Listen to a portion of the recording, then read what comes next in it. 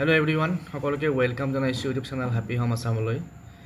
তো এই নিউজটো আপোনালোকে দেখিছে, এই নিউজটো যোৱাকালি নিউজ পেপাৰ প্ৰকাশ পাইছে আৰু ইতিমধ্যে আমাৰ অসমত যি গ্ৰেজুৱেট টিচাৰ আৰু পোষ্ট গ্ৰেজুৱেট টিচাৰৰ নিযুক্তি প্ৰক্ৰিয়া চলি আছে তাতে আমাৰ প্ৰথমখন মেৰিট লিষ্ট পাব্লিছ কৰা হৈছে। গতিকে চৰকাৰক কিছুমান প্ৰাৰ্থীয়ে দাবী জনাইছে যে পদ খালি নাৰাখি দ্বিতীয় আৰু তৃতীয় মেধাৰ তালিকা চৰকাৰক প্ৰকাশ কৰে প্ৰাৰ্থী।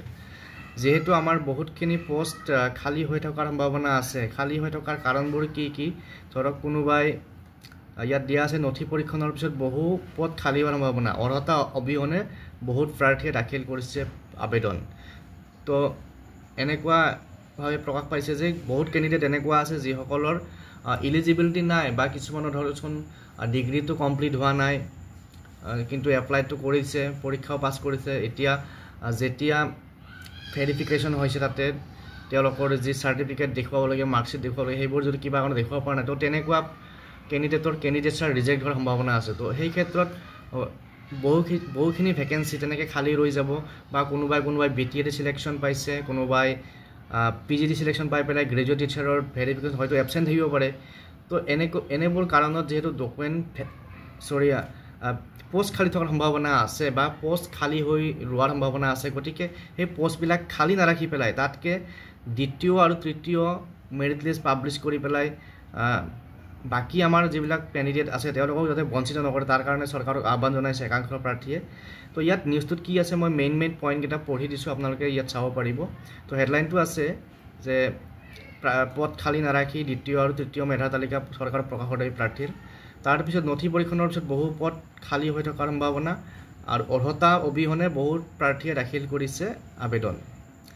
তাৰপিছত আমাৰ ইয়াত কোৱা আছে যে নিউজটোত যে স্নাতক আৰু স্নাতকোত্তৰ শিক্ষকৰ নিযুক্তিৰ বাবে প্ৰকাশ কৰা বিজ্ঞাপনত দ্বিতীয় আৰু তৃতীয় মেধাৰ তালিকা প্ৰকাশ কৰিব বুলি উল্লেখ কৰা হৈছিল। আৰু ইতিমধ্যে স্নাতকোত্তৰ শিক্ষকৰ নথি পৰীক্ষণ প্ৰক্ৰিয়া সম্পূৰ্ণ হৈছে আৰু সমান্তৰালভাৱে 1 তাৰিখৰ পৰা আমাৰ যি গ্ৰেজুৱেট টিচাৰ আছে তেওঁলোকৰ ভেৰিফিকেশ্যন আৰম্ভ হ'ব।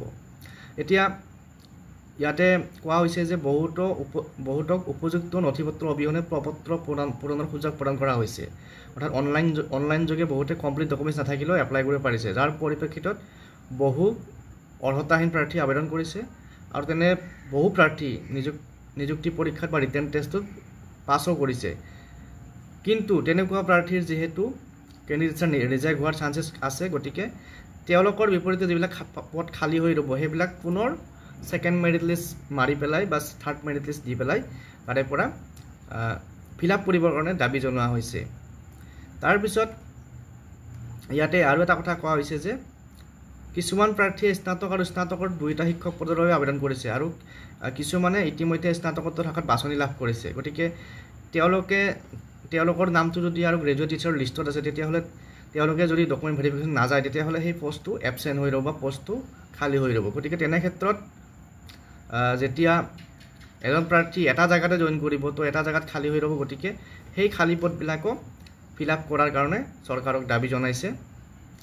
আৰু ইয়াত কোৱা হৈছে যে এই খালী হৈ ৰোৱা পদ পৰৱৰ্তী নিযুক্তি প্ৰক্ৰিয়াৰ বাবে ৰাখি নথৈ পিছত যাতে আকৌ ছেকেণ্ড টাইম এডভাৰটাইজ কৰাৰ সলনি তাতকৈ ছেকেণ্ড মেৰিট লিষ্ট পাব্লিছ কৰি পেলাই যোগ্য আৰু যিখিনি ইলিজিবল হয় তেওঁলোকক নিযুক্তিৰ ব্যৱস্থা কৰিব লাগে বুলি ইয়াত দাবী জনোৱা হৈছে।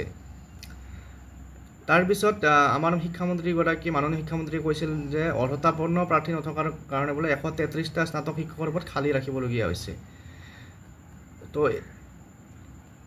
এই মন্তব্যৰ প্ৰতিক্ৰিয়া হিচাপে কোৱা হৈছে যে বহু প্ৰাৰ্থীয়ে ভাল নম্বৰ লাভ কৰিছে কিন্তু যোগ্যতা সম্পন্ন প্ৰাৰ্থীৰ অভাৱৰ কথা এই ক্ষেত্ৰত আহি নপৰে, কাৰণ বহুতে অলপ ইফাল সিফাল ডিফাৰেঞ্চৰ কাৰণে অকণমান নম্বৰৰ কাৰণে হয়তো কোৱালিফাই কৰা নাই।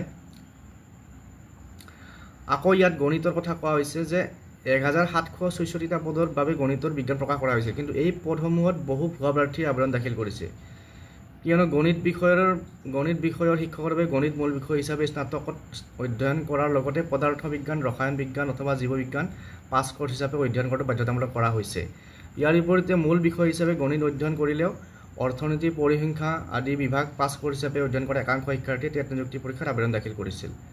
কিয়নো এই পদসমূহৰ বাবে আবেদন কৰাৰ সময়ত কোনো নথি দাখিল কৰিবলগীয়া হোৱা নাছিল আৰু এই সকল প্ৰাৰ্থী নথি পৰীক্ষণ প্ৰক্ৰিয়ালৈ গ'লে তেওঁলোক নাকচ কৰাৰ সম্ভাৱনা অধিক গতিকে এনে প্ৰাৰ্থীবোৰতে প্ৰথমে খালী হৈ ৰ'ব যাৰ ফলত বহু যোগ্য অৰ্হতাপূৰ্ণ প্ৰাৰ্থী বঞ্চিত হোৱাত নিশ্চিত হৈ পৰিছে গতিকে এই বিষয়টোত মুখ্যমন্ত্ৰী ডাঙৰীয়াক হস্তক্ষেপ কৰিবলৈ কিছুমান প্ৰাৰ্থীয়ে আহ্বান জনাইছে গতিকে এইটো এটা নিশ্চয় উপযুক্ত দাবী বা আমাৰ সকলোখিনি যিখিনি ভেকেঞ্চি থাকে এই ভেকেঞ্চিখিনি কোনো কাৰণতে ভেকেণ্ট থাকিব নালাগে যাতে সকলোখিনি আমাৰ সকলো প্ৰাৰ্থীয়ে সমানে সুযোগ লাভ কৰে নিশ্চয় এইটো যদি ছেকেণ্ড লিষ্ট বা থাৰ্ড মেৰিট লিষ্ট পাব্লিছ কৰে সেইটো খুব ভাল কথা হ'ব আৰু সকলোৱে তেতিয়া সুযোগটো পাব গতিকে এই নিউজটো হয়তো আপোনালোকে শুনিছে বা পাইছে যদি পোৱা নাই এই ভিডিঅ'টোৰ মাধ্যমেৰে শ্বেয়াৰ কৰিলোঁ ইয়াতে আপোনালোকে নিউজটো এবাৰ নিজেও পঢ়ি চাব পাৰে মই গোটেইবিলাক পঢ়ি দিয়া নাই যিখিনি মেইন কথা সেইখিনি ইয়াতে প্ৰকাশ কৰিব চেষ্টা কৰিছোঁ তো আপোনালোকে এবাৰ পঢ়ি চাব পাৰে ইয়াত কি লিখা আছে গতিকে আজিৰ ভিডিঅ'ত এই বাতৰিটো শ্বেয়াৰ কৰিলোঁ আপোনালোকৰ লগত এনেকুৱা ধৰণৰ গ্ৰেজুৱেট টিচাৰ আৰু PGTৰ লগত ৰিলেটেড যিবিলাক ইনফৰমেশ্যন পাই থাকিবৰ কাৰণে চেনেলটো ছাবস্ক্ৰাইব কৰি ল'ব আৰু ভিডিঅ'বোৰ শ্বেয়াৰ কৰি দিব আপোনালোকৰ ফ্ৰেণ্ড চাৰ্কলৰ মাজত যাতে তেওঁলোকেও খবৰবিলাক পায় ধন্যবাদ